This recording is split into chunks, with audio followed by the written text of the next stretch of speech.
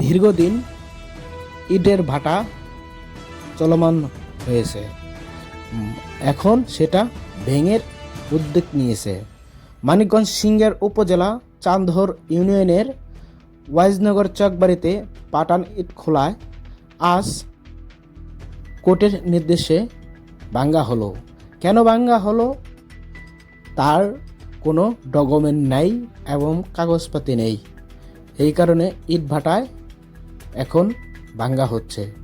এই রকম অনেকেই ডকুমেন্ট কাগজপাতি ছাড়া ইটের ভাটা তৈরি করবেন, বিভিন্নভাবে টাকা খাইয়ে ইটের ভাটা রানিং রাখবেন, সেটা হবে না।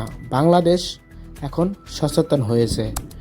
বাংলাদেশ প্রত্যেকটা জেলায় জেলায় কোর্ট আছে এবং কোর্টের অর্ডার আইন পালন করতে হবে। জেম টিভি বাংলা দেখুন বিস্তারিত।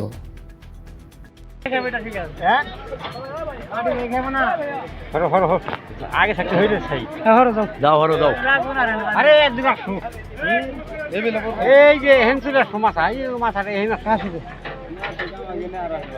এই ফেলে পড়বো না, পড়বো ওই ফেলে। আরে না লো ওই ফিলি পড়বো এই ফিলি পড়বো ওই মরে ভাঙছে না, ওই দিকে ভাঙে না, এইদিকে ভাঙছে। এই সাইডে ফেলা হলে এই মুহূর্তে ভাঙছে।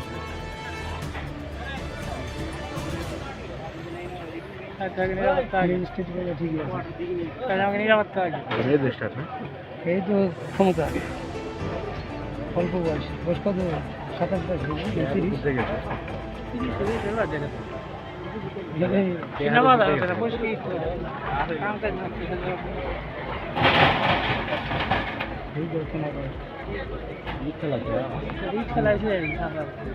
জাতের বিভিন্ন সাইড মাছ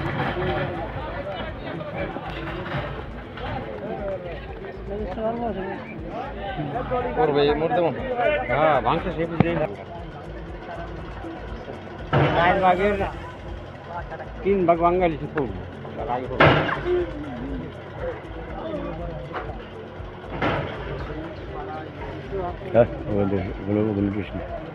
আচ্ছা, ধন্যবাদ আপনাদেরকে। আপনারা জানেন যে আমাদের পরিবেশ অধিদপ্তর সদর দপ্তরের মনিটরিং অ্যান্ড এনফোর্সমেন্ট শাখার একজন বিজ্ঞ নির্বাহী ম্যাজিস্ট্রেট আজকে মোবাইল কোর্টটি পরিচালনা করেছেন।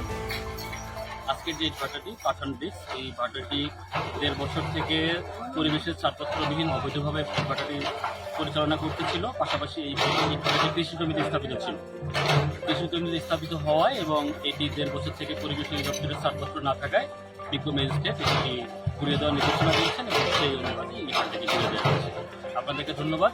আর অবৈধ ভাটার বিরুদ্ধে আপনারা জানেন যে সারা দেশেই আমাদের এরকম অভিযান চলতেছে, অভিযান চলবে এবং আমাদের অভিযান অব্যাহত থাকবে।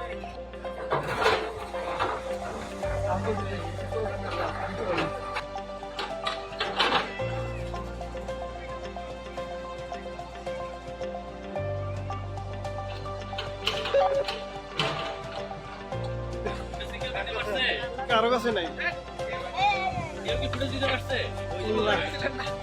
না না না